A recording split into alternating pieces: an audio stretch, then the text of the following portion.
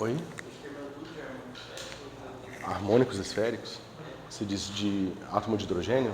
Não, a gente vai terminar agora. A gente termina átomo de hidrogênio, aí vai ter mais uma lista de átomo de hidrogênio, e aí a gente começa em seguida estados de muitas partículas. Eu acho que é bom encaixar depois de átomo de hidrogênio, justamente porque quando a gente estuda esses estados de muitas partículas, vocês vão estudar essa ideia da separação de variáveis e da não separação de variáveis, ou seja, como que essa técnica prática se encaixa dentro da estruturação de espaços de Hilbert. Isso é útil porque é para vocês entenderem como é que a gente vai fazer produtos tensoriais de espaços de Hilbert, que é o que a gente vai usar para fazer toda a construção de muitas partículas, partículas idênticas, fórmulas bósons e férmions e assim por diante. Bom, então, para quem não lembra, nós estávamos no seguinte ponto. Nós tínhamos encontrado essa equação aqui. Lembrando que o ponto é derivado em relação a ρ, né, aquela coisa adimensional. 2.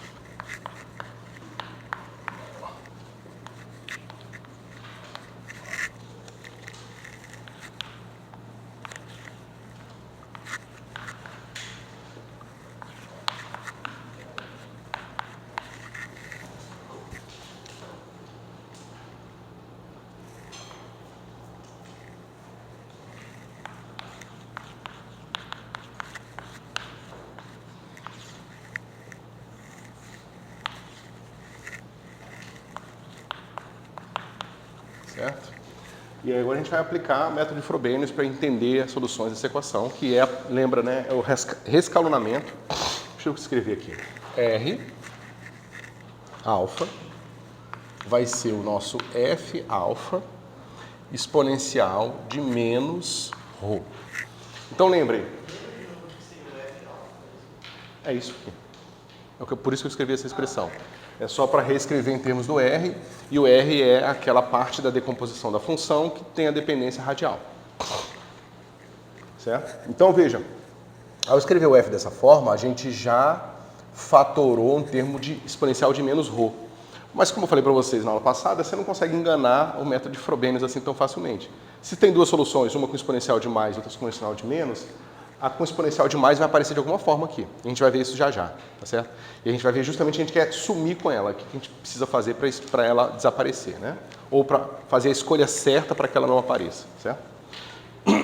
Bom, então a gente viu, né, claramente que esse aqui, ρ igual a zero, é um ponto singular, regular, certo? E para isso a gente precisa usar o método de Frobenius, a gente já fez toda aquela decomposição, nós encontramos que o polinômio indicial, que é esse cara aqui, é dado por lambda, lambda mais 1, menos L, L mais 1. Né? E isso diz pra gente que a gente tem duas raízes, a raiz maior é lambda igual a L e a raiz menor é lambda igual a menos L menos 1. Tá? Por enquanto é só relembrando o que a gente viu no fim da aula passada, né? Na última metade da aula passada. Tem essas duas raízes. E agora, aplicando o método de Frobenius, né? Fazendo toda aquela continha que vocês viram no curso de Física Matemática, vocês vão encontrar o seguinte. Polinômio indicial, que é esse π maiúsculo aqui, de lambda mais k, vezes a k, é igual a menos somatório de n de 1 até k, pn, lambda mais k menos n, mais qn, a k menos n. Tá certo? Vou só lembrar vocês aqui que nós encontramos na aula passada quem são os polinômios que vão aparecer aqui, né? Que vão ser justamente as funções analíticas em torno do ponto zero, quando você fatora o termo de 1 sobre ρ daqui e 1 sobre ρ ao quadrado daqui, tá certo? E nós encontramos os seguintes coeficientes, né? P0 nós encontramos como sendo 2, P1 menos 2 e todos os outros p's, n maior ou igual a 2 igual a 0. E a gente encontrou Q0 igual a menos L mais 1, né? Foi por isso que apareceu aqui esse menos L mais 1, que é por causa do Q0. Q1 igual a 2 vezes 1 sobre ρ0 menos 1. E N maior ou igual a 2 igual a 0. Certo? Então a gente tem esse panorama todo aqui, agora a gente precisa resolver esse cara. Para resolver a gente precisa substituir quem são os nossos P's e Q's aqui, certo? Deixa eu ver.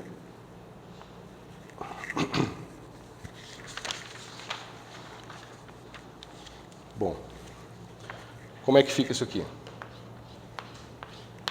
Lambda mais K.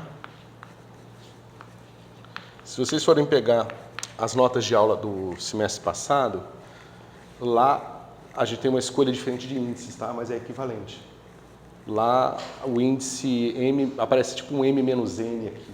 Mas é só uma troca, tá? Não é nada complicado, não. É uma coisa que vocês podem fazer rapidamente para se convencer. Tá? Beleza. Então veja. O 0 nunca entra aqui, tá vendo? O P começa de 1 aqui. Mesma coisa aqui. Então esse cara aqui não vai influenciar. Então eu vou até tirar ele daqui para a gente ter espaço no quadro. Então, ó, o P0 e o Q0, de partida, vocês têm que entender que eles vão depender, eles vão influenciar o polinômio indicial. Porque lembra que o polinômio indicial ele depende do P0, 1 menos P0, e do Q0, certo? Justamente porque a forma que esses polinômios aqui se aproximam do ponto singular é justamente o que controla a divergência da sua função, ou a não divergência da sua função, tá certo?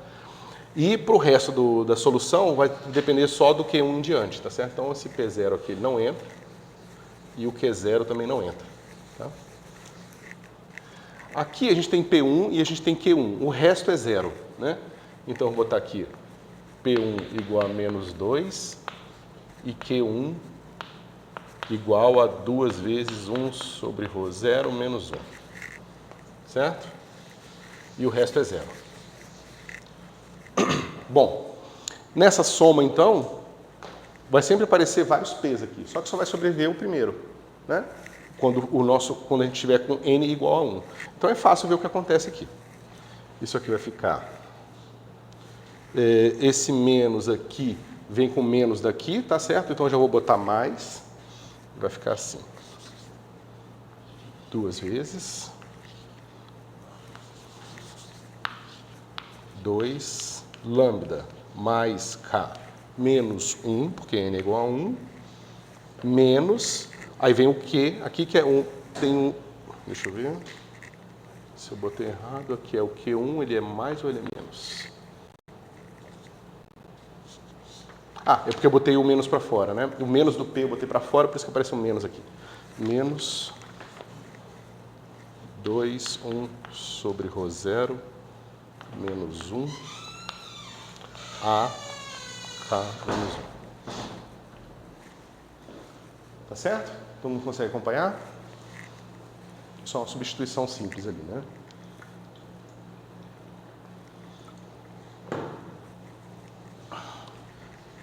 Esse somatório morreu, sobrou só P1 e Q1. O P1 é menos 2, aí eu botei o menos 2, o menos eu botei para fora e se juntou com esse menos para ficar mais. Por isso que apareceu menos aqui, certo?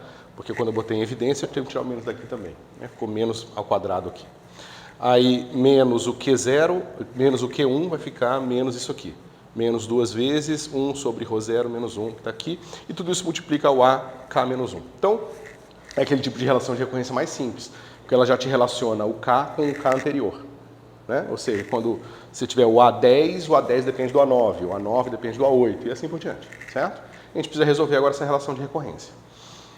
Antes de resolver essa relação de recorrência, a gente pode tentar estudar o limite assintótico da função de novo, avaliando o que está acontecendo com a relação de recorrência por infinito, certo? Então vamos lá.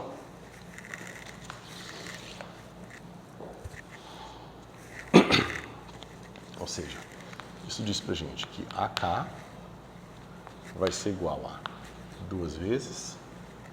Aí eu já vou organizar aquele cara ali, tá? ficar assim. Lambda menos 1 sobre ρ0 mais K. Né? Deixa eu ver. Lambda, botei o 2 em evidência, o outro 2 também.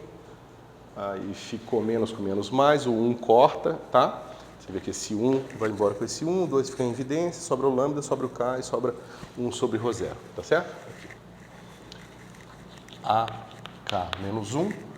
E no denominador, pessoal, eu tenho que dividir pelo polinômio indicial. O polinômio indicial é esse aqui, a gente já encontrou as raízes dele. Todo polinômio pode ser escrito como a variável menos uma raiz vezes a variável menos a outra raiz. Né? Quando o índice de mais alta ordem dele é simplesmente a variável ao quadrado, certo? Ou seja, aqui vai ficar assim.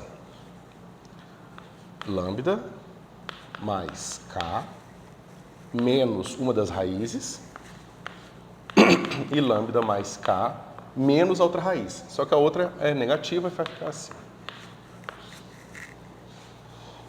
Certo? Até aqui, pessoal, tudo certinho? Agora, vocês têm que lembrar que no fim isso vai me dar um F, alfa, que vai ser ρ elevado a um certo lambda, somatório de n, n é melhor, pode ser, de 0 a infinito, desse AN ρ elevado a n. Certo? Ou seja, no fim a gente vai escrever a solução do método de Frobenius, a gente escreveu uma solução de série de potência nesse formato, onde os A's foram determinados a partir desta relação de recorrência. Tá ok? Agora, o que acontece com essa relação de recorrência quando K vai para o infinito? Ou seja, eu posso saber como é que o K 10 milhões se relaciona com o K 10 milhões menos 1. E assim por diante. Né? Como essa série é, em princípio, infinita, todos os Ks podem ser considerados. E o que aparece além do K aqui é o lambda, o L, né, e o ρ0. São todos números constantes. Por maiores e menores que eles possam ser, eu sempre vou encontrar um K grande o suficiente para que o K seja dominante sobre esses outros números. Certo? Ou seja, no limite, eu vou ter o quê? A, K igual a 2 sobre K a K menos 1. Certo? Então, isso aqui eu vou botar uma aproximação, tá? Para K muito maior do que 1. Tá certo? O K, quando... Escolhe um K gigantesco. Sei lá, 10 elevado a 10 elevado a 10 elevado a 30. Sei lá, qualquer coisa assim. Isso aqui, essa aproximação vai ser cada vez melhor. Certo? Agora, o que acontece com a série deste ponto em diante?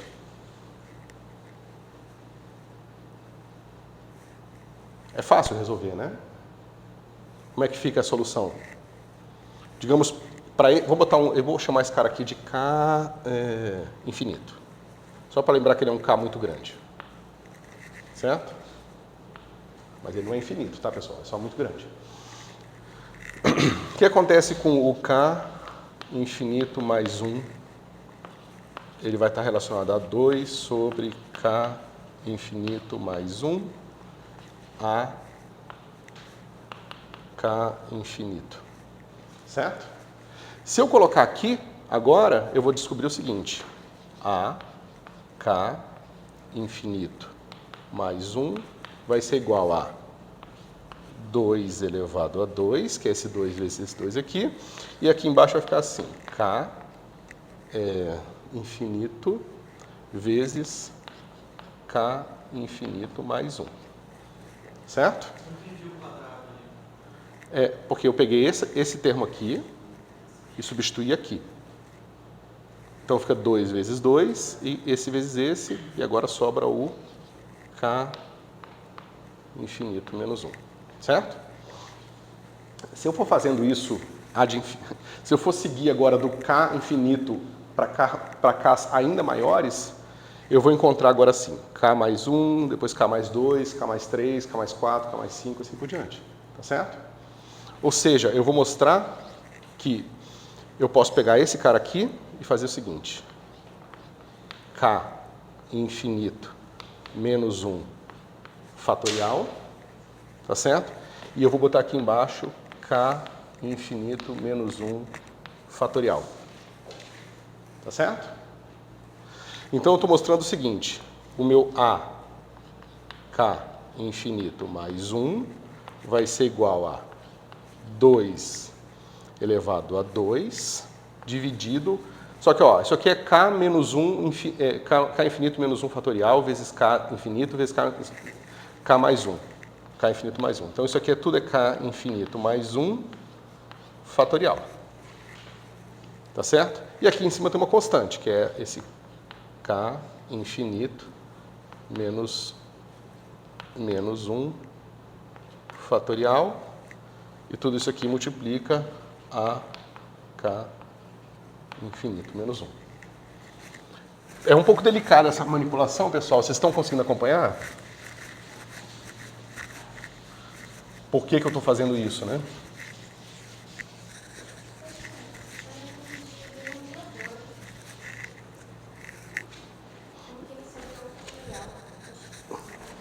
Deixa eu fazer. Ó, vai ficar assim. Aqui é o termo que eu multipliquei em cima e embaixo, né? Então, vai ficar infinito menos 1. Eu já tinha um termo de k infinito, aqui tem um fatorial, tá? É porque tem um fatorial aqui. Eu multipliquei em cima e embaixo por k infinito menos 1 fatorial. Aí tem o k infinito e o k infinito mais 1. Certo? Então, você vê que isso vezes isso é isso aqui fatorial. Né? N fatorial vezes N mais 1 é N mais 1 fatorial. E assim por diante, certo? Então, veja, parece uma coisa já meio conhecida, né? Tem esse fator de 2 aqui. Então, se eu botar aqui 3, se eu botar aqui mais 2, vai ficar 3 e aqui 2. E assim por diante, certo? Então, eu vou encontrar uma coisa assim. K infinito mais, vamos chamar de M, vai ser igual a 2 elevado a M mais 1. Aqui vai ficar K infinito mais M fatorial. Certo? E aqui vai ficar aquela constante, que é k infinito menos 1. É menos... eu botei o menos... Tá errado isso aqui. É menos 1 fatorial. Certo? Agora, por que a gente está preocupado com isso aqui? Porque esse cara vai entrar nessa soma. Certo?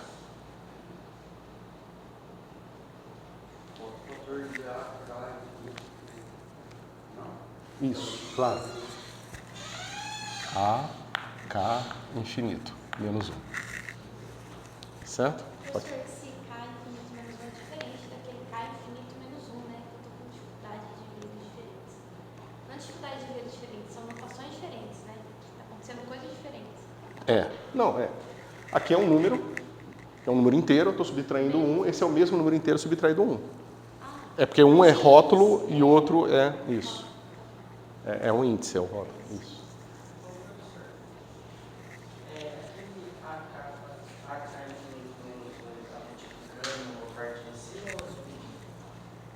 Aqui, multiplicando em cima.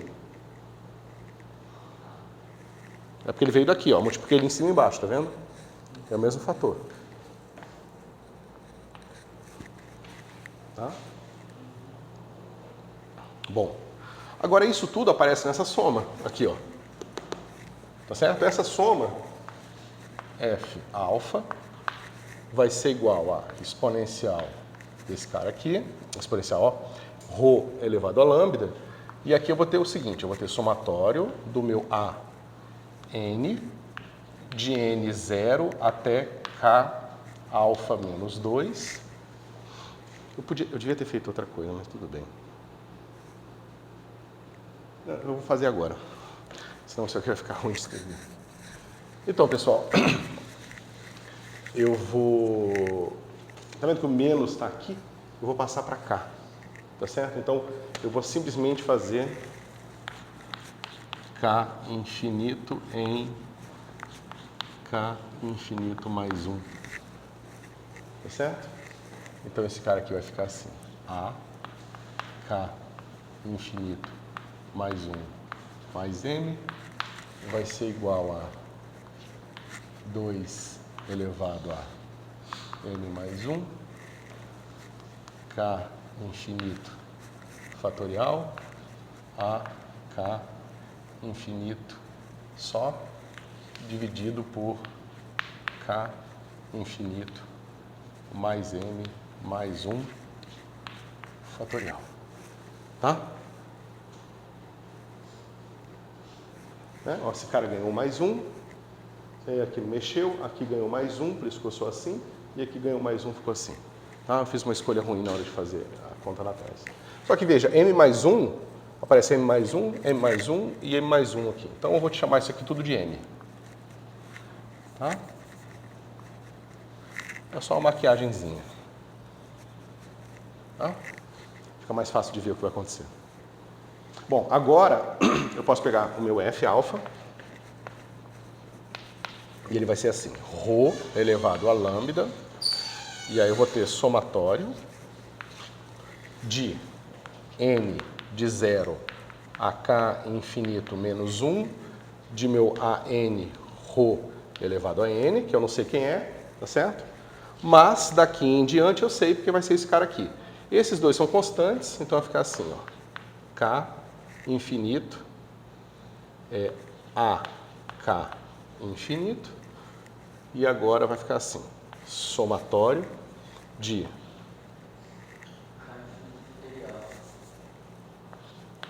dois ρ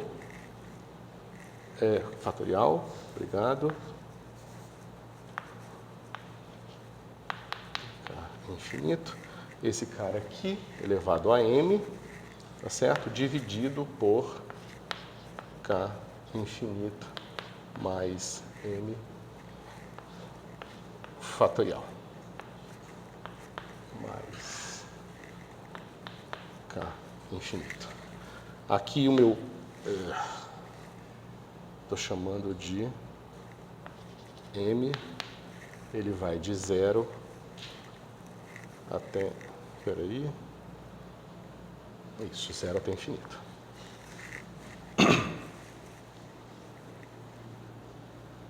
Tá certo? Mas, pessoal, deixa eu botar um colchete aqui. O que é isso aqui?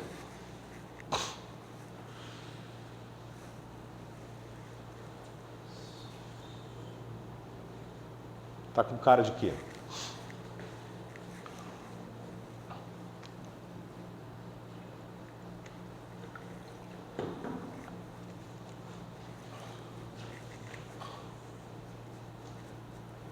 Ninguém consegue ver?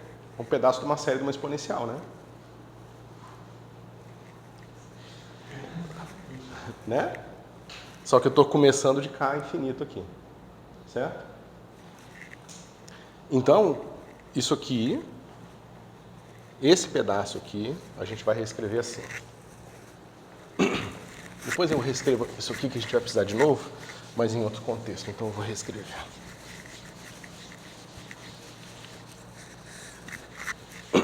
Então, tá vendo? Só esse termo aqui que eu vou chamar de termo T. Tá? T é igual, pega só isso aqui, exponencial, exponencial de 2ρ menos somatório de n igual a 0 até k infinito menos 1 de 2ρ elevado a n sobre n fatorial. Todo mundo concorda? Tá vendo? Esse pedaço aqui, ó, só esse pedacinho aqui, tá? Esquece esse pré-fator aqui. Esse pedacinho é a série da exponencial que começa em k infinito. Né? Lembra, a série da exponencial, ou seja, exponencial de x é igual a soma de x elevado a n sobre n fatorial. n vai de 0 até infinito. Essa soma, deixa eu só terminar aqui a lógica, a ideia. Essa soma eu posso fazer assim, ó.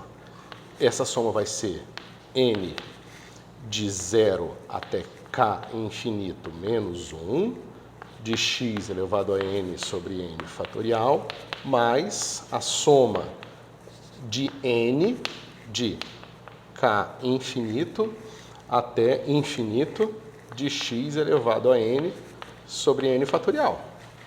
Certo? Eu separei só em 2 pedaços. Eu sempre tenho direito de fazer isso. Esse pedaço eu vou fazer o seguinte, eu vou falar que m é igual a k infinito, não, desculpa, n é igual a k infinito mais m. Tá certo? Quando n for k infinito, o meu m é 0. Quando o meu n for k infinito mais 1, o meu m é 1. Tá certo? Se eu fizer essa troca de variável aqui, ó, aqui vai ficar k infinito mais m. Aqui vai ficar k infinito mais m fatorial. E aqui vai ficar, a soma vai começar de m igual a 0, e infinito continua infinito. Tá certo? Mas isso é o que a gente tinha, ó. Só que eu mudei de letra, né? Para confundir vocês. Aqui tá chamando de m, eu vou chamar de n aqui. M aqui, m aqui, m aqui. Tá? E aqui, nossa, consegui fazer tudo errado. Aqui é infinito. Não. Tava certo, pessoal. Desculpa, eu achei que tava copiando a coisa errada. Aqui é n e k infinito menos 1. Tá certo? Então, esse termo é esse termo aqui, ó. Certo? Então, você vê que se a gente cavucar bem, a gente encontra uma exponencial de 2ρ escondido aqui no meio da minha solução f. Lembra, né? A gente tinha fatorado assim, ó. Esse cara igual a esse cara exponencial de menos ρ. E nós tínhamos feito um exame assintótico anterior e descoberto que o nosso r ia ter 2 termos exponenciais, um crescente e um decrescente. Tá certo? O que eu estou mostrando para vocês é que ter fatorado esse termo, ter reescrito em termos de f, parece não ter ajudado muito, porque eu vou ter pelo menos uma parte de uma solução que vai ter esse termo aqui de exponencial de 2ρ. É natural, porque por exponencial de 2ρ vezes exponencial de menos ρ dá exponencial de ρ, que é o termo que a gente tentou jogar fora ao fazer essa escolha aqui de f. Tá certo? E que isso invariavelmente vai acontecer se o nosso K puder ir para infinito. Certo? Vocês estão com uma cara de que não estão acompanhando. Onde que vocês pararam? Onde é que eu perdi vocês? Isso ainda segue se a gente manter o n mais 1 ali? Aham. Tanto faz. É só ia ficar mais feio. Mas tanto faz. Pode fazer, vale a pena. De que a gente precisa de uma segunda estratégia se nós quisermos realmente nos livrar da solução exponencial de ρ. Tá certo? Porque isso aqui sempre vai acontecer, né? Só que, quer dizer, sempre vai acontecer. Eu mostrei que isso aqui vai acontecer na hipótese de eu encontrar um K muito grande para aqueles termos lá ficarem irrelevantes, né? E a gente poder reduzir a nossa relação de recorrência àquela de uma exponencial. Mas e se alguma coisa acontecer na minha série de Frobenius e ela truncar? Ou seja, ela chegar num ponto em que o coeficiente A é 0 e todos os coeficientes que seguem vão ser 0 também. Se eu conseguir encontrar uma maneira de truncar minha série de Frobenius, a gente resolve o problema. E no passado, quando nós tivemos esse problema com o polinômio de Legendre, a gente trunca fazendo escolhas especiais nos autovalores lambda. Tá certo?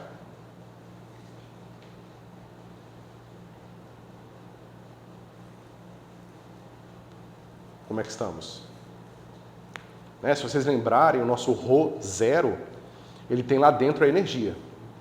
Então, em princípio, a gente tem liberdade de escolher ρ0 para ter certos valores específicos, tá certo? Se aquilo for nos ajudar a truncar a série. Né? Porque, veja, a parte do L está escolhido, que isso aqui é o autovalores da parte angular da decomposição da função, que é fixo, que tem a ver só com o fato da decomposição angular estar na casca de uma esfera. A única coisa que sobra para a gente é a escolha da energia. A gente já viu que a energia tem que ter sinal negativo para ter essas soluções localizadas. Só que a gente não está conseguindo localizar a solução ainda, porque a gente está encontrando funções que a gente queria que fossem integráveis, mas quando a gente resolve a equação para f, a gente encontra um treco que tem uma exponencial crescente que estouraria de qualquer forma. Então parece que a gente não consegue localizar a função. A hora que a gente tenta achatar ela aqui para ficar perto da origem, ela espalha para o infinito. Tá certo? E a gente precisa dar um jeito de achatá-la de fato. E o começo do nosso problema foi encontrar a série de recursiva da exponencial, que veio da suposição que nós podíamos encontrar um K infinito grande o suficiente para que aquela série de recursão, todos aqueles outros termos ficassem irrelevantes. E se K infinito não existir? No sentido de que se a gente truncar, né, a gente mostrou que, eu vou reescrever aqui, mas a gente mostrou basicamente que K depende de K menos 1, certo? Tem uma coisa complicada aqui, mas um depende do outro. Se eu mostrar que um desses aqui é zero, todos os outros vão ser zero. E aí a minha série infinita passa a ser uma série finita, passa a ser um polinômio. Aí acabou, não tem mais exponencial escondida no polinômio. Certo? Um polinômio nunca é uma exponencial. Não tem conversa. Então a gente precisa atacar a infinitude, a possível infinitude dos índices. Tá certo? Para conseguir localizar a nossa função, que é o princípio físico que está nos guiando para construir a solução. Melhorou? Essa distribuição de níveis de energia vai ter uma delta de tira, que é isso que você está dizendo? Por enquanto a gente não tem distribuição. Se você pensar, até agora a gente só escolheu o sinal da energia. Mas ela pode ter qualquer número, né? Até esse momento ela pode ter qualquer número, ela pode ser qualquer número negativo, essa energia. Pode ser menos π, pode ser qualquer coisa, a gente não interessa. E o que a gente está vendo aqui agora é o seguinte: se ela for qualquer energia negativa, então eu estou descrevendo funções que não são de quadrado integrável. Ou seja, eu estou descrevendo um espaço de funções maior do que aquelas que eu acho que são fisicamente relevantes. Então a solução é: se eu encontrar valores de energia especiais, será que eu trunco essa série? E se eu truncar essa série agora, será que ela vai descrever soluções físicas? E a resposta vai ser sim, para essas perguntas. Certo? Vamos lá? Agora vão estar dentro do espaço de Hilbert, porque, como eu falei para vocês, a análise que a gente faz via série de Frobenius, ela está nem aí para se é um espaço de Hilbert, se é função de quadrado. Você vai encontrar uma classe de funções enorme e você que tem que ter o trabalho a posteriori de tentar reduzir aquela classe de funções que você está encontrando como soluções para aquelas que você tem, para aquelas que sejam condizentes com as condições do espaço que você está trabalhando. Tá? Ok. Isso está claro, né? Então, ou seja, isso aqui não interessa, é um polinômio, né? Aquele outro pedaço ali que eu estou jogando fora também não interessa, é um polinômio. E dentro desse negócio vai ser um polinômio mais uma exponencial de 2ρ. Acabou, não tem conversa, mas sempre vai estar lá. Então eu preciso dar um jeito de jogar fora esse cara. Tá? Ok.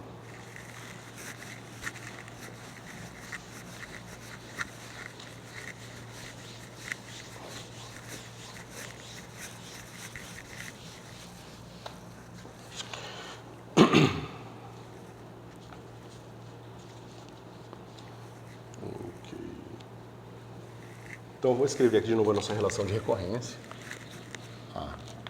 K igual a 2 vezes lambda menos 1 sobre ρ0 mais K dividido por lambda mais K menos L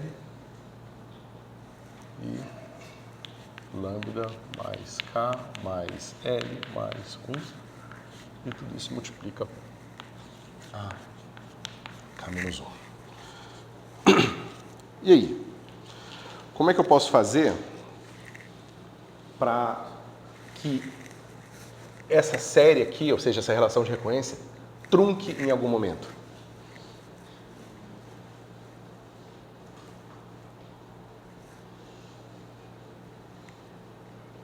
Ó, veja, isso aqui é sempre um número inteiro. 0, 1, 2, 3, assim por diante. Certo? Se esse número aqui for um número inteiro negativo, está resolvido o meu problema. Certo? Ou seja, se isso aqui for menos 8, se isso que eu agrupei aqui for menos 8, então eu estou mostrando que a 8 vai ser igual a 2 vezes 0, dividido por qualquer coisa, a 7. A 7 pode ser diferente de 0, mas eu acabei de mostrar que a 8 é 0 vezes um treco, então a 8 é 0, e portanto a 9 é 0, a 10 é 0, a 11 é 0, todo mundo ali, a partir daquele ponto, vai ser 0 também. Por que 0? Porque eu escolhi, eu estou fazendo a seguinte hipótese. Se eu disser que esse cara aqui é um número inteiro negativo, então essa série resolve, ela trunca, certo? Então é essa a escolha que a gente vai fazer. É a maneira que nós temos de truncar a série para encontrar agora uma solução polinomial que não vai ter escondido dentro dela aquela exponencial. E, portanto, quando a gente escrever agora a nossa R como f vezes exponencial de menos ρ, vai ter sempre o exponencial de menos ρ lá resolvendo a convergência, tá certo? E a minha solução torna-se localizada. Então, o princípio físico de que eu não quero que a probabilidade de encontrar um elétron em torno de um próton seja ilimitada no infinito, esse princípio físico nos restringe às possíveis energias de ligação entre o elétron e o próton. Tá certo? Somado também, claro, porque veja, aqui o lambda vai ser L ou menos L menos 1, tá certo? Vão ser os autovalores do momento angular. Então essas duas coisas estão conectadas também. Mas independente disso, essa restrição aqui, por mais que o meu universo, meu espaço tivesse, por alguma razão, modificado na parte angular, essa restrição se manteria da mesma forma. Tá? Então é isso que a gente vai fazer. L, lembra, da solução de Frobenius, a gente pega o lambda é o maior alto valor. E lembra que os autovalores de lambda eram L e menos L menos 1? Então a gente vai pegar L menos 1 sobre... E a gente já tinha discutido isso na aula passada, né? Se a gente pegasse os negativos, a solução ia divergir na origem. Né? Então a gente tem isso aqui igual a menos N. Certo? É um novo N, tem nada a ver com os N's que a gente estava vendo lá atrás, tá?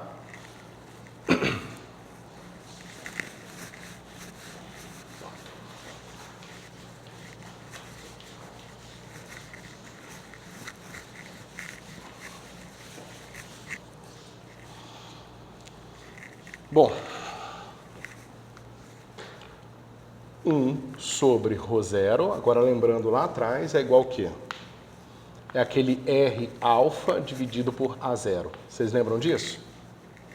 Esse aqui é o raio de Bohr e esse aqui é aquela unidade de distância associada à energia. Eu acho que tem uma perdida. A gente fixou, truncou a série para que ela dê 0 a todos os coeficientes depois de AK menos 1?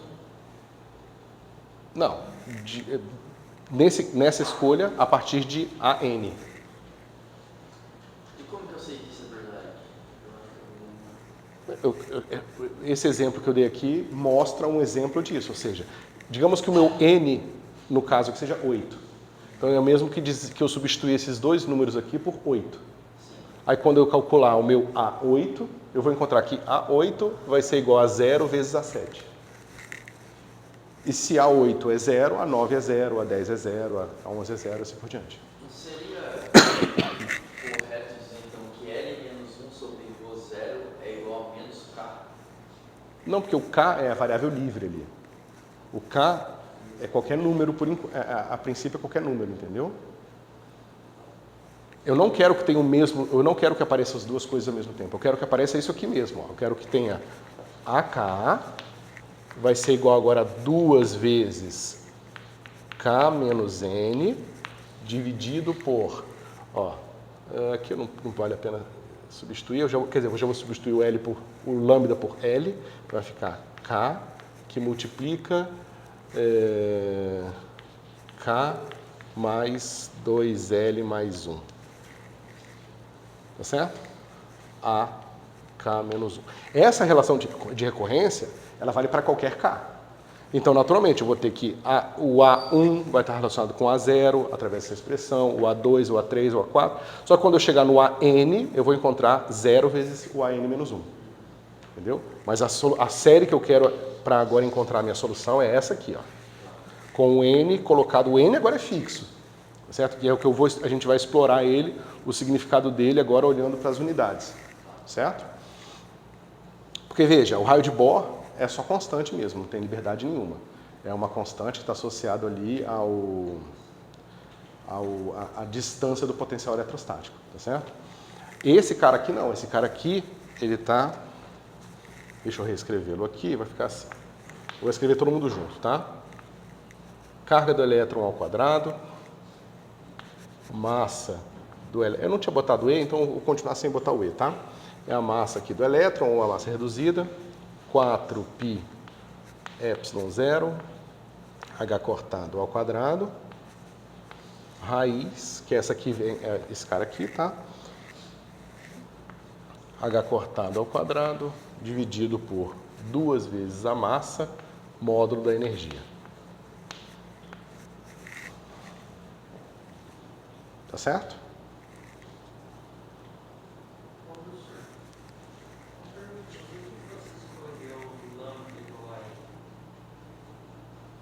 Lambda igual a quê? Porque quando a gente resolve, né, lembra que a gente descobriu lá atrás que lambda podia ser igual a L menos L menos 1? O método de Frobenius, ele vale para sempre para a raiz maior, certo? Para a raiz menor, precisa fazer todo aquele estudo para ver se tem um problema da série ficar mal definida quando esse cara ser somado até chegar igual a esse, assim por diante. Mas nesse caso a gente nem precisa se preocupar, porque essa solução aqui, ela seria do tipo F, alfa, proporcional a 1 sobre ρ elevado a L mais 1. Só que esse tipo de solução, ela divergiria na origem. E aí, mesma coisa, é uma solução que é infinita na origem e não faz muito sentido físico, tá certo? Então, a gente joga fora essa solução. Então, essa aqui, a gente joga fora. Porque ela é não física. E sobra essa aqui. Da mesma forma que a gente escolheu esse cara aqui, porque as outras escolhas de energias também são não físicas. Certo? E agora a gente está explorando qual a relação, né, deste... O que essa imposição me dá em relação à energia.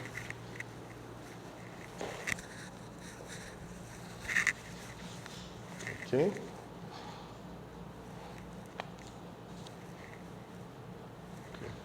Bom, por simplicidade, eu vou fazer o seguinte, ó. Eu quero que esse cara menos esse seja o meu N aqui, tá certo? Esse é o N do truncamento, tá? Mas veja, esse cara aqui tem seu número inteiro negativo, um inteiro positivo, tá certo? E esse cara já é um inteiro positivo também. Então, para essa equação ser satisfeita, esse cara também precisa ser um número inteiro, tá certo? Uma vez que eu escolhi qual é o N, esse cara já está escolhido, porque é o momento angular, acabou. E esse cara também precisa ser um número inteiro, tá certo? Então, vamos dar um nome para ele. A gente vai chamar esse cara aqui de N barra, vai ser igual a carga do elétron ao quadrado, 4π ε0. Aí eu já tô botando aqui a massa para dentro, tiro o H cortado, já resolvo tudo, tá? Então vai ficar assim, massa dividido por 2H cortado ao quadrado, módulo da energia aqui, certo?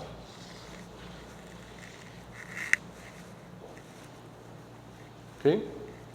Professor, o M para entrar na raiz teria que ser ao quadrado? Como é que é? O M para entrar na raiz teria que ser ao quadrado?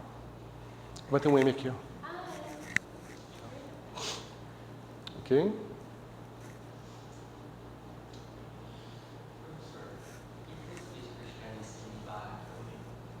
Não, eu só estou definindo, é um nome que eu estou dando. E eu argumentei com vocês, ó.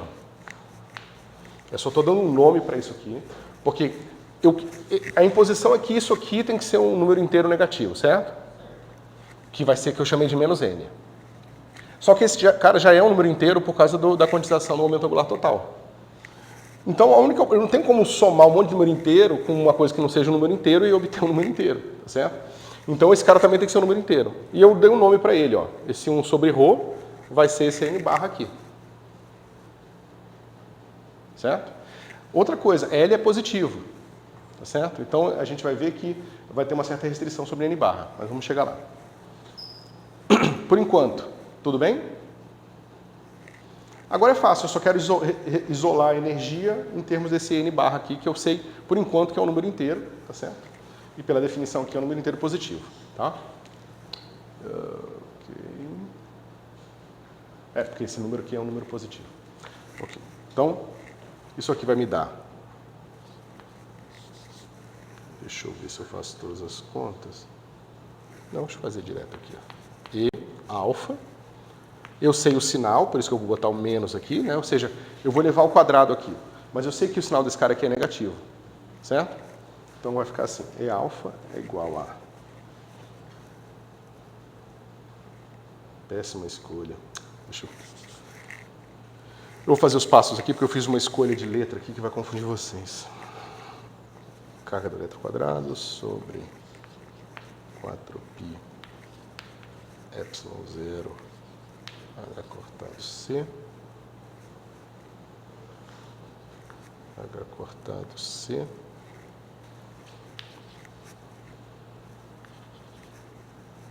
dividido por 2H cortado ao quadrado, 1 sobre N barra igual a raiz do módulo da energia. Tá certo? Deixa eu ver. Eu só peguei essa raiz aqui, joguei para cá e trouxe o N para cá, tá certo? E aqui, o que eu estou fazendo? Eu estou multiplicando e dividindo por alguns fatores, porque eu vou usar isso para reescrever eles em termos de constantes conhecidas, tipo constante de estrutura fina, tá certo? Até ali, tudo bem? Deixa eu ver se eu fiz mais alguma coisa. Não, só multipliquei e dividi por HC, por H cortado C. E aqui permaneceu, eu tirei e botei o N aqui. Tá. Então, esse pedaço aqui, pessoal, aí vocês vão ver a minha escolha infeliz aqui. Isso aqui é constante de estrutura fina, eu vou chamar de alfa E. Para a gente não confundir com o alfa do rótulo, que não tem absolutamente nenhuma relação com esse alfa daqui, tá? Por isso, essa foi a minha escolha infeliz, agora que eu percebi. Então, eu vou botar a carga do elétron aqui, que é uma coisa que se faz de vez em quando, porque isso aqui é uma constante que se chama constante de estrutura fina. Certo? É um número. É só o nome, por enquanto. Certo? Porque, na verdade, depois você descobre que ela serve para diferenciar dos estados e tal. Mas, por enquanto, é só um número. 1 sobre 137. Mas é um número, na verdade, dos mais importantes para a eletrodinâmica. Tá? Experimentalmente já tinha obtido. Já. Como eu falei para vocês, ela distingue os estados, né? É só série de Frobenius e equação de Laplace, não tem nada de mágico aqui. Beleza. Então isso aqui vai ficar assim, ó. Energia de um certo estado alfa vai ser igual a menos a constante de estrutura fina, que não tem nenhuma relação com esse alfa aqui, massa C2 dividido por 2n quadrado. Tá, pessoal? Então, esse é um dos números mais importantes, pelo menos para a cosmologia, que existem. Né? porque a gente mede ele e a gente usa isso para calcular a redshift das galáxias, das estrelas, porque esses aqui são os níveis de energia do átomo de hidrogênio, certo? Essa combinação especial de constantes fundamentais é basicamente o que você mede na hora que você olha para o espectro, você vê que vai ter um pico de emissão nessa energia, né? Que vai ter a ver com o átomo que absorveu um fóton e arrancou um elétron, né? Então você vai ter um decréscimo ali, ou no caso de um átomo ionizado que decai para o seu estado fundamental, emite fótons dessa ordem aqui, tá certo? E olha que interessante. Quem pode ser o meu menor n aqui de número inteiro? 1, né? Senão eu teria uma energia infinita negativa. Não funciona. Para todos os outros, o que acontece com a minha energia? Ela continua negativa, né? Mas se o meu n for aumentando, ela vai ficando negativa, mas vai ficando menor em módulo, né? Então, basicamente, eu tenho estados que vão ser assim, né? Eu tenho aqui minha energia, e eu vou ter uma coisa assim, ó. A minha primeira, aí eu vou ter uma distância maior, uma distância menor, uma distância menor, menor.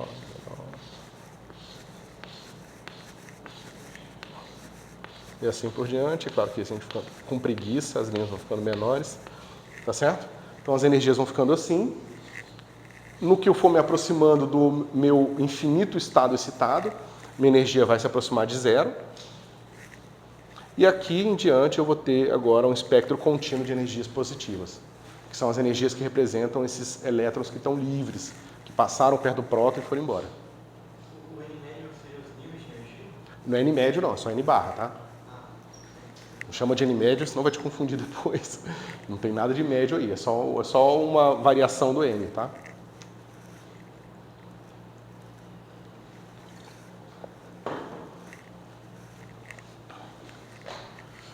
Como é que estamos?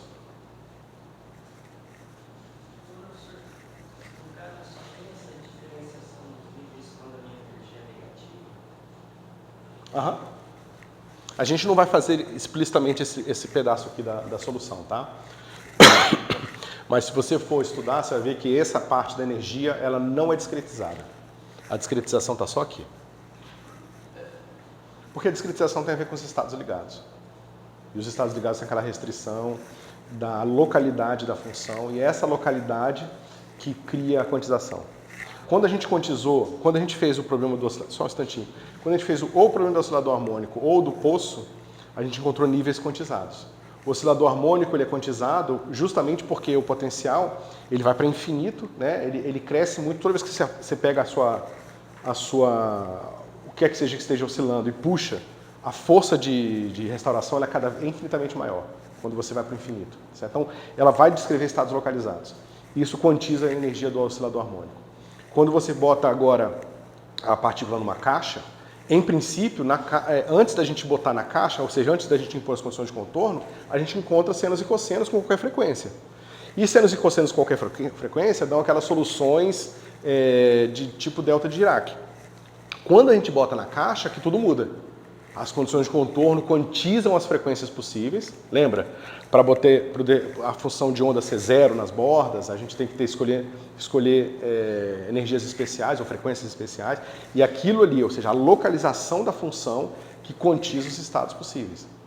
E aqui é a mesma coisa. É a localização da função em torno do núcleo, né, da nuvem de probabilidade do elétron em torno do núcleo, que quantiza os estados do átomo de hidrogênio.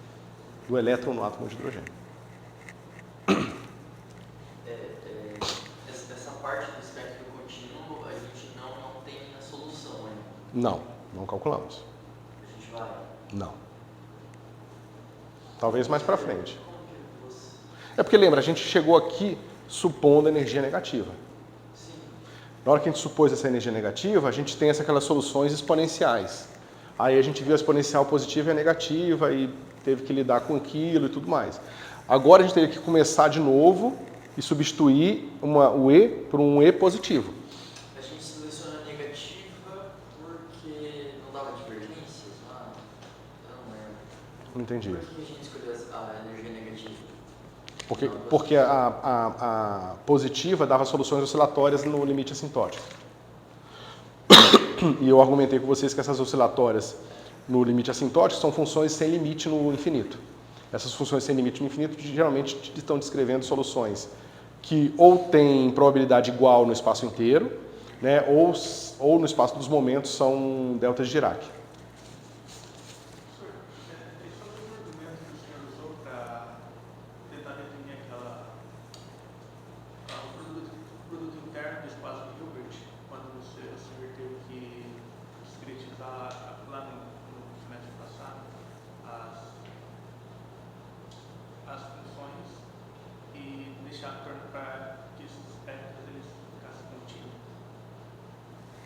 Deixa eu tentar fazer uma relação com isso que você falou, peraí.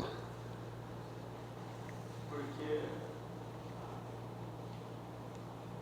me parece um pouco o argumento usado.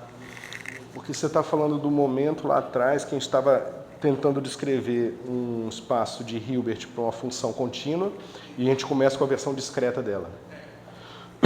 E a sua analogia com esse caso seria qual?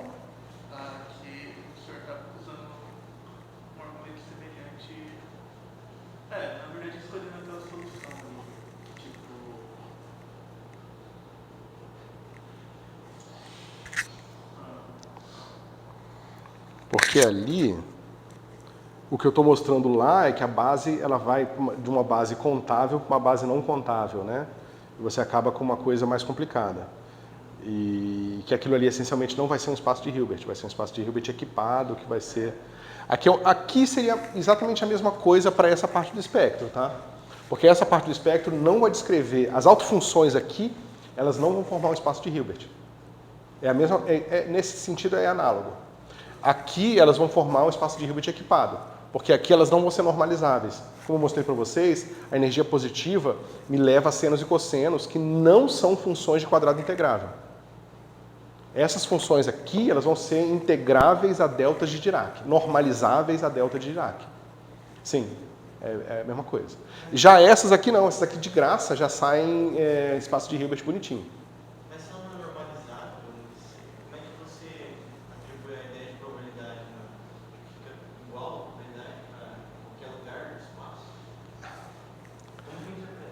É difícil, cara, porque assim, é um problema sério, inclusive na cosmologia, né? Porque...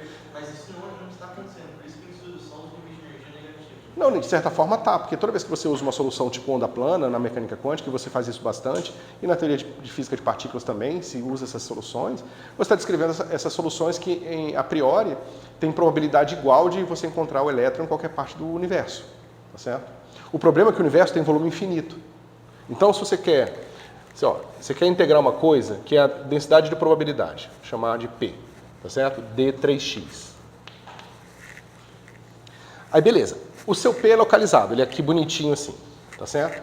Aí é fácil, porque o universo pode ser infinito, ou seja, eu posso ir lá para o infinito, eu posso ir para cá. Mas, se minha solução é localizada, a integral vai ser dada por isso aqui. Eu estou integrando uma função, assim... que tem aqui uma certa altura diferente de zero num intervalo infinito? Mas essa função ela cai rápido o suficiente para o infinito de forma que esse volume aqui não dê infinito. Entendeu? Eu estou integrando uma distribuição, que é essa aqui é a distribuição de probabilidade, né? É o meu P de x. Vou botar unidimensional aqui para simplificar a nossa vida. Isso aqui é exponencial de menos x ao quadrado. Essa função é diferente de zero no infinito? Ou, para qualquer x muito grande, essa função é diferente de zero? Sim. Significa que existe uma probabilidade diferente de zero de eu encontrar minha partícula no infinito. Tá certo? Mas ela cai tão rápido para zero, essa função aqui ela é tão rapidamente zero, não cai para zero, ela fica pequena, ela fica tão pequena e tão rápido que na hora que eu somar a área sobre a curva, essa área é um número finito. Por mais que eu esteja integrando no volume do infinito, do universo inteiro, que é infinito. Mas a localização da função, né, que é justamente o fato dela ser integrável, de quadrado integrável, que resolve o problema para a gente. Agora, digamos que eu quero uma função cada vez menos localizada. Então eu vou achatar ela aqui. Só que o volume aqui, ó, né, isso aqui tem que dar 1, que é a probabilidade da partícula estar em algum lugar. Se eu achato esse 1 aqui, ele vai começar a engrossar o rabo da distribuição. E se eu for falar não está localizado, não está localizado, na hora que eu tentar tornar ela totalmente não localizada, ela tem que se tornar uma constante. Na hora que ela se torna uma constante, esse cara vem para cá. Isso aqui é o volume do universo. Então, basicamente, eu estou falando o seguinte, ó, uma constante vezes o volume do universo tem que ser igual a 1. Se meu universo tem volume infinito, ó, essa minha constante tem que ser 1 sobre o volume do universo. Ou seja, a densidade de probabilidade de encontrar uma função que não está localizada em lugar nenhum é simplesmente 1 dividido pelo volume do universo. Por acaso, se o volume do universo for infinito, esse número tem que ser 0. Então, para ela poder ser encontrada em qualquer lugar, a probabilidade dela ser encontrada em qualquer lugar tem que ser 0. O que é bastante contraintuitivo, certo? Mas isso tudo, essas conclusões só funcionam para funções não normalizadas, é isso? Então, mas veja, a matemática ela não está fazendo isso de maldade com a gente. É que nós estamos dando para ela um negócio esquisito e ela está falando só que esse é o melhor que eu posso fazer com o que você me deu, entendeu?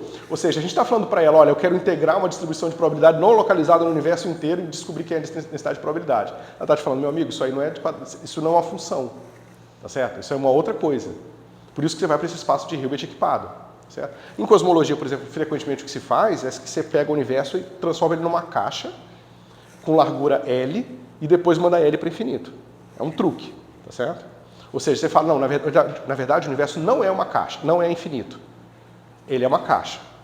Só que é uma caixa que tem lados tão grandes que eles não influenciam em nada do que eu faço. Mas isso é uma hipótese. Porque ninguém sabe lidar com o fato de que, né, ou com a hipótese de que o universo é totalmente infinito. Certo? Não é que não sabe, mas tem muita coisa que ainda não foi feita, né? Aí você teria que sempre pensar em coisas localizadas, interagindo. Quando você faz cosmologia, você faz teoria de perturbação e você usa a condição de contorno que vai para 0 no infinito. O que significa isso? Se o meu universo é de fato infinito, o que significa eu dizer que a perturbação foi para 0 no infinito? Não significa nada. Em cosmologia, você não pode colocar as coisas indo para 0 no infinito, porque se o universo for infinito, tem coisa acontecendo lá também. Então eu não posso simplesmente jogar para 0, entendeu?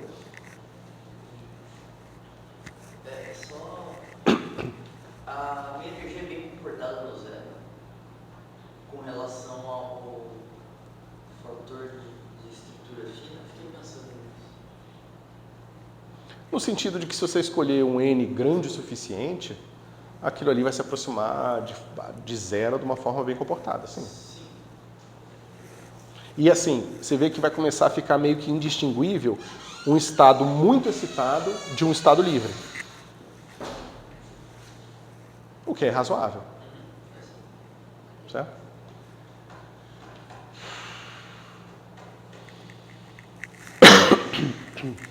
Bom. Então, vamos lá. Vamos continuar nossa conta aqui. Eu vou apagar só esse pedaço aqui.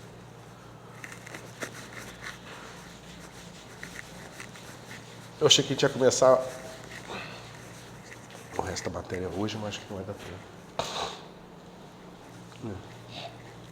Então, vamos lá. AK é igual a 2L menos N barra mais K sobre K, 2L mais 1, mais K. A, K menos 1, certo? Bom, pessoal, então a gente sabe que o nosso N barra é um número positivo inteiro, tá certo?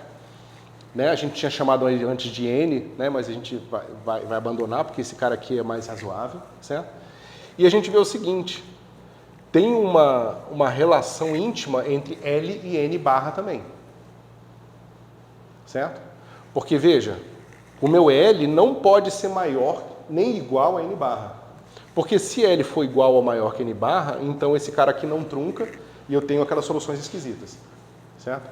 Ou seja, a gente tem N barra é maior ou igual a 1 e L tem que ser menor que N barra. Para que esse aqui seja um número inteiro negativo, que era aquela imposição que nós fizemos originalmente. Tá certo? Então você vê que a quantização dos estados de energia limita quais são os tipos de momento angular possíveis para uma dada energia. Tá certo? Ou seja, quando eu estiver no estado fundamental, que o meu N barra, né, é igual a 1, então eu sei que o momento angular tem que ser 0. Ou seja, minha partícula está parada no estado fundamental. Não está girando, não tem momento angular. Ou, quanticamente, está no estado fundamental do momento angular, o que não é a mesma coisa que dizer classicamente que ela não está girando. Mas é o mais próximo que a gente pode fazer disso. Certo? Então, dada essa restrição, a gente agora vai fazer o seguinte. O nosso AK. Se a gente repete isso aqui, pessoal, toda vez que a gente aumenta a distância entre K e K menos 1, aparece um fator de 2, né? Esse cara aqui vai aparecer esse número vezes isso aqui, K mais 1, depois K mais 2, K mais 3, K mais 4.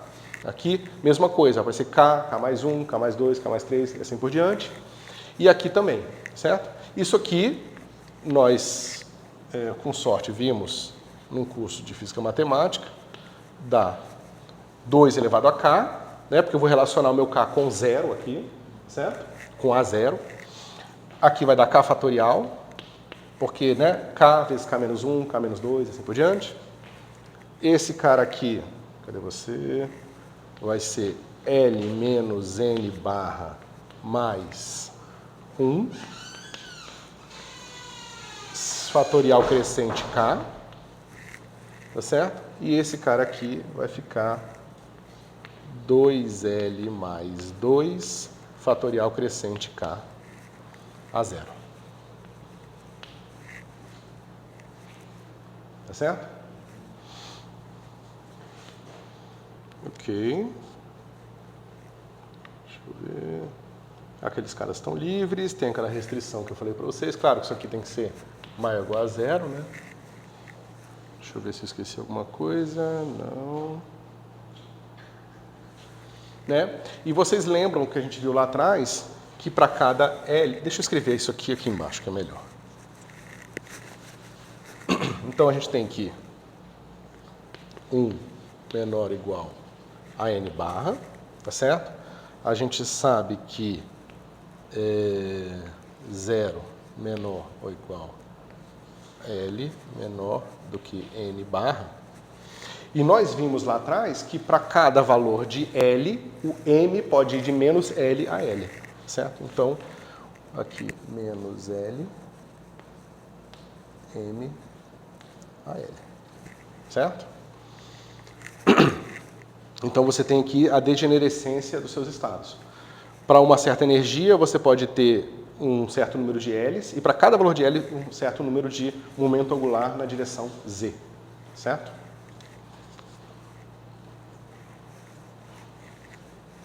Vamos fazer essa continha.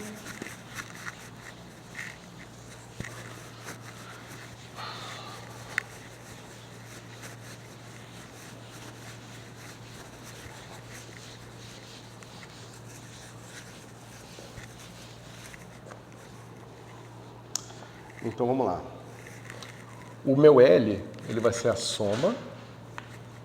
O número de L's possíveis vai ser assim, ó. Desculpa, o número de estados possíveis, né? Então, ó, para cada valor de L, eu tenho 2L mais 1 estados possíveis para N, certo? Né? Por exemplo, se meu L for 1, eu tenho menos 1, 0 e 1, 3. Então é 2L mais 1. Se o meu L for 2, eu tenho 5, menos 2, menos 1, 0, 1, 2, e assim por diante. Tá? Então eu tenho, para cada valor de L, eu tenho 2L mais 1, certo? E o meu L pode variar de 0 até N menos 1, certo? Vocês fazem isso aqui, vocês vão encontrar que esse cara aqui é igual a N barra ao quadrado.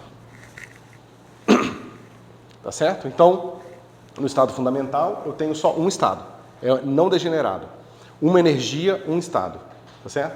No segundo estado excitado, quando o meu N barra for igual a 2, esse negócio aqui vai ser igual a 4, certo? Ou seja, para N barra igual a 2, quais são os possíveis valores que eu tenho de L?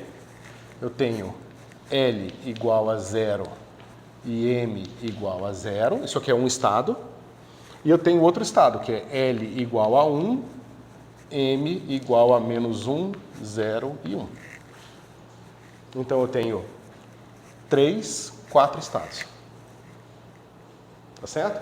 Quando o meu N barra for igual a terceiro estado excitado, aí eu tenho o meu estado de L0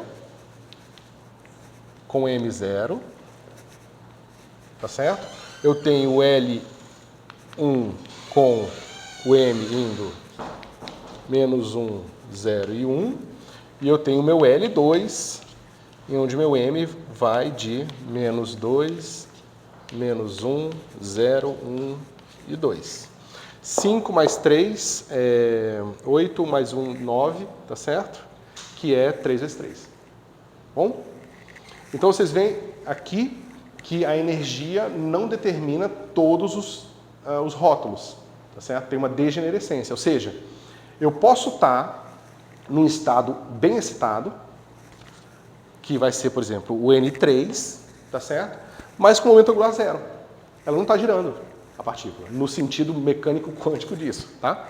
Então ela está parada, mas ela está nesse estado. Provavelmente ela vai estar o quê? Mais próxima do núcleo. Porque se ela está mais próxima do núcleo, ela tem mais energia de ligação ali entre as duas coisas.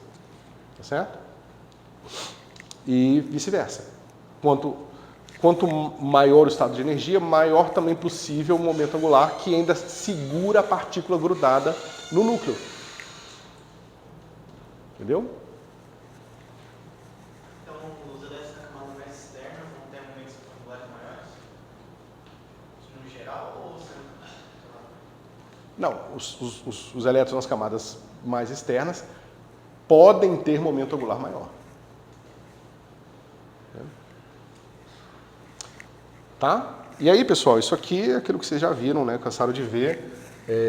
L, né? 0, 1, 2, 3, né? Na notação espectroscópica é S, P, D, F, papapá, né? Então você tem o estado de 1S, vai ser N barra igual a 1, L igual a 0, tá certo? Você tem o 2S, vai ser o N barra igual a 1, L barra igual a 2, L igual a 0, tá certo? Vocês lembram disso aqui, né? Você pode ter aqui o 2P, o 2P vai ser o N barra, continua sendo 2, mas agora o L é igual a 1, certo? E assim por diante, certo? Isso aqui provavelmente vocês viram no ensino médio, né? Você disse que os elétrons mais externos, mais longe do núcleo, Essas camadas de maior energia não são necessariamente mais distantes. tá. Como que eu falo então? É de maior energia. Oi? De maior energia. Os elétrons de maior energia podem ter momentos angulares maiores. Isso. Esse podem ter no sentido de probabilístico? Não, é no sentido de que o que eu apaguei aqui, que L é menor do que N bar. Então, se você quer que um cara tenha um momento angular 10 aqui, o seu N tem que ser pelo menos 11. Tem que estar no estado mais energético.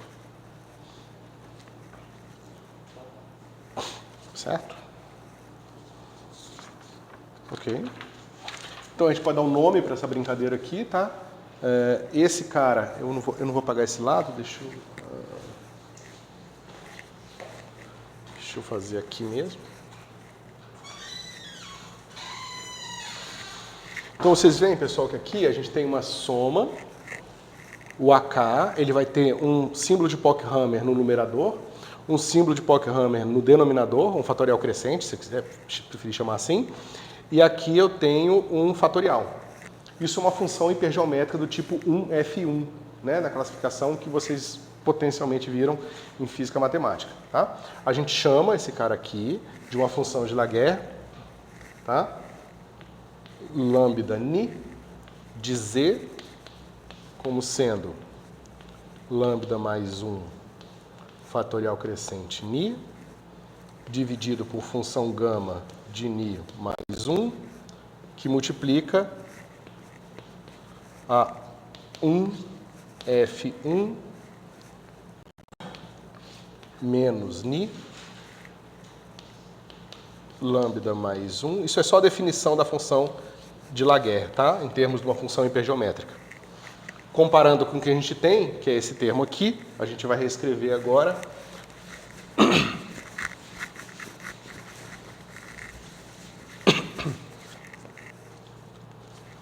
O nosso f, alfa. Só que o alfa aqui, agora a gente já sabe que alfa é igual a n barra Lm, certo?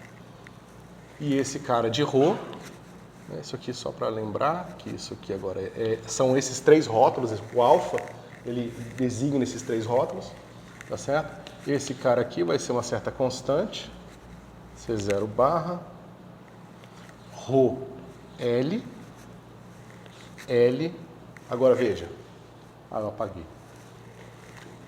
Ó, aqui é o que aparece no Poker Hammer de baixo, não, desculpa, no Poker Hammer de baixo, de cima, tá certo? Ni é o que aparece no Poker Hammer de cima e lambda mais 1 é o que aparece no Poker Hammer de baixo. Se vocês pegarem a expressão que nós tínhamos, isso aqui vai ficar assim, ó. N barra menos L menos 1 e aqui 2L mais 1, 2ρ. Tá certo? Lembrando que é o nosso R. Agora eu já posso chamar direto aqui de N barra Ln de R. Vai ser igual àquela mesma constante, normalização. ρL exponencial de menos ρ, L de N barra menos L menos 1 e 2L mais 1 de 2ρ. E finalmente,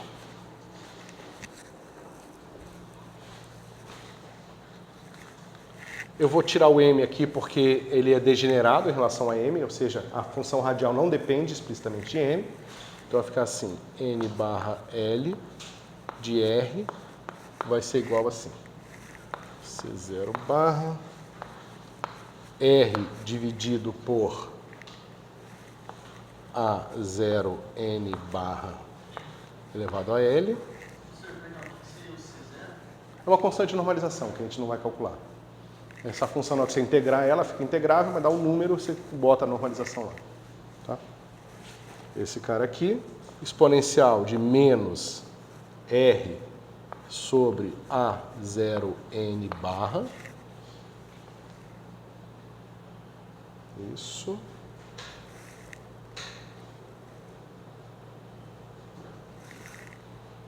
Acho que eu tô para isso.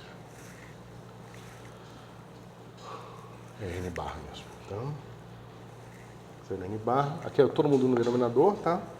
E L, N barra menos L menos 1, 2L mais 1, de 2R dividido por A0N barra.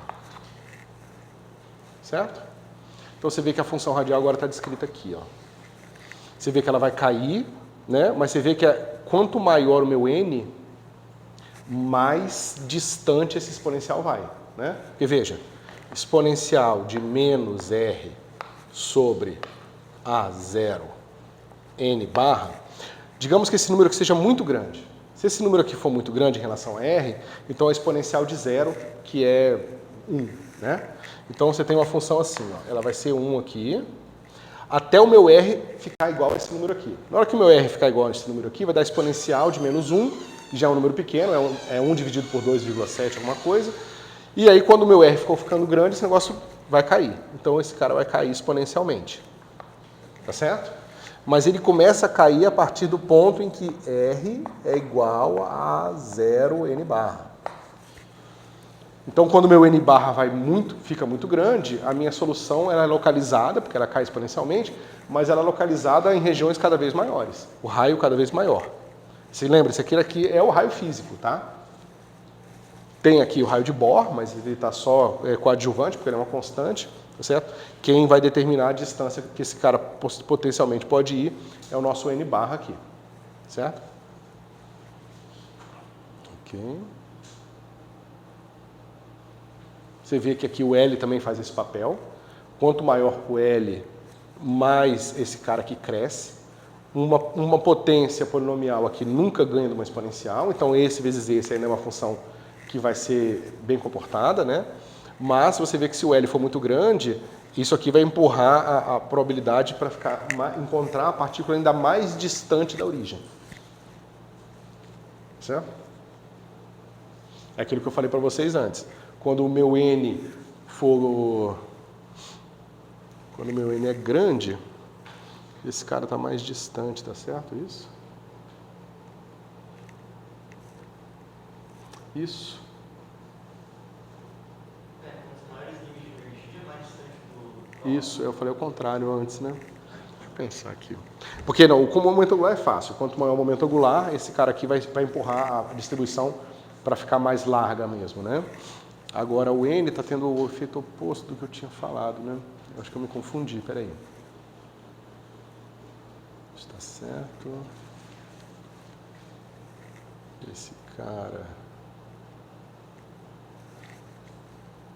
Tá certo, é isso mesmo. Tá aqui.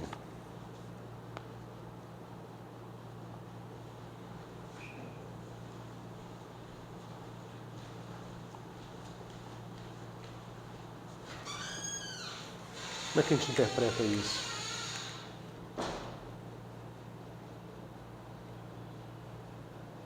Os níveis de energia, você vai contando das camadas mais externas até chegar às mais internas, ou das internas até chegar às mais externas? No caso, como a gente fez, os níveis com N menor são os níveis de menor energia.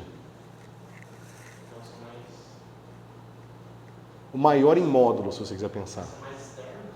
Se o elétron é mais externo? Não, se o meu N for 1, esse cara aqui vai ser o elétron mais próximo do próton. Ah, então contrário. É. Deixa eu pensar na interpretação disso.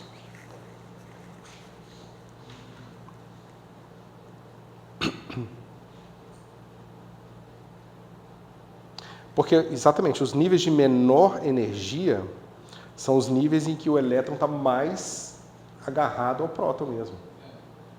Menor energia. É. Mas não está mais ligado. É claro, porque não é... Espera um pouquinho, eu confundi vocês porque eu me confundi. A energia é a energia do elétron. Tem energia de ligação que você vai tirar. Então, se o elétron tem mais energia, significa que ele está girando mais distante, ele está fazendo alguma... Não é a ligação que é maior, é a energia do elétron que é maior. Tá certo? Então, quando o elétron tem mais energia, ele está viajando ali longe do núcleo, entendeu? Por isso que o raio vai crescer aqui. Certo? E é claro, tem uma relação ainda com o momento angular, porque ele pode ainda estar girando, né?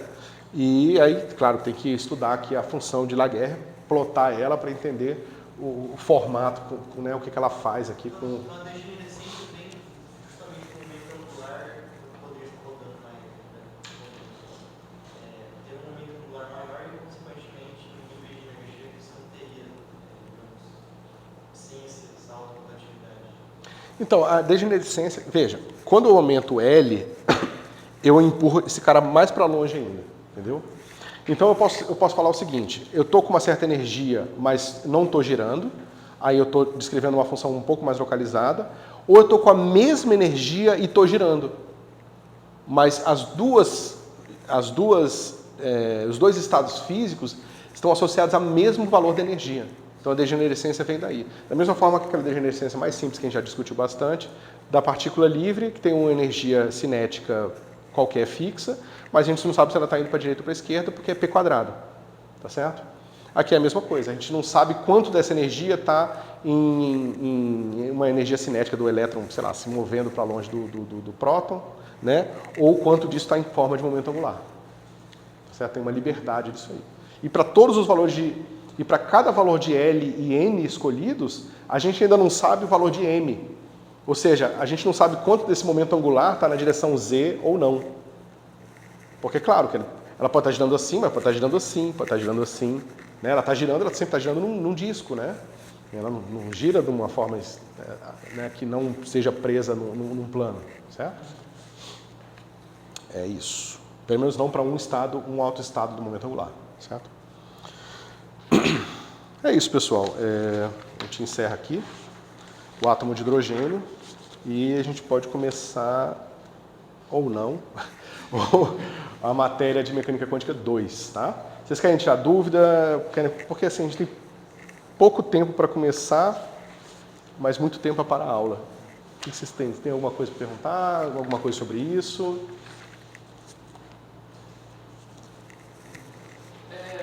Quando você mostrou aquele gráfico do elétron, o comportamento discreto e o comportamento contínuo, então seria aquilo o limite entre o quântico e o clássico? Não. Não. Aquilo ali não é o limite entre o quântico e o clássico, porque todos aqueles estados são estados... Como é que se diz? Que não tem um limite semiclássico bem definido. Certo? É porque para a gente ver isso, lembra que a gente viu que a equação de Hamilton-Jacobi ela parece a equação de Schrödinger? Ou seja, a gente meio que deduziu ali uma coisa que nos levaria a uma equação de Hamilton-Jacobi, da equação de Hamilton-Jacobi para a equação de Schrödinger, né? Quando você faz essa passagem, você está falando você tem que fazer aquele limite do H cortado indo para zero.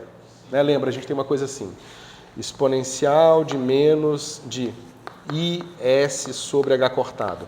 E esse aqui é aquele S que é a ação lá de Hamilton-Jacobi, certo? Aí você poderia falar, bom, então isso aqui está sempre bem definido, porque quando eu mando o H cortado para zero, todos os termos vão embora, sobra só a equação de Hamilton-Jacobi exata, tá certo? E aí eu sempre tenho uma passagem do quântico para o clássico. Porém, acontece frequentemente de você ter, depois que você resolve a equação de Hamilton-Jacobi com H cortado diferente de zero, você encontra um S que é função H cortado que não tem, que por exemplo, pode ter um comportamento não analítico em H cortado. Então, essa função aqui, a gente está supondo que ela não depende de H cortado, para que quando a gente faça esse limite, a gente chegue na equação de Hamilton-Jacobi clássica. Só que quando você vai para a equação de Schrödinger e esquece isso aqui, você descobre que algumas soluções que você está encontrando não tem limite clássico.